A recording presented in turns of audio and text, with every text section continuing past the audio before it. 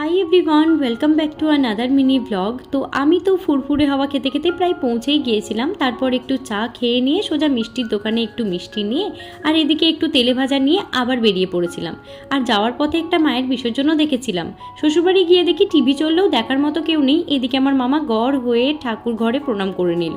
তারপর একটু টুকটাক খাওয়া দাওয়া করে আমি চলে যাই সোজা ডিনার করতে। মানে পনিরটা আমি বানিয়েছিলাম, এদিকে শাশুড়ি আমার রুটিটা বানিয়েছিল। খাওয়া দাওয়া করে আমি ঘুমাতে চলে গিয়েছিলাম। আর পরের দিন সকালে শ্বশুরমশাই বাইরে থেকে ব্রেকফাস্ট নিয়ে এসেছিল আর বাড়িতে আমি রান্নার জোগাড় করছিলাম।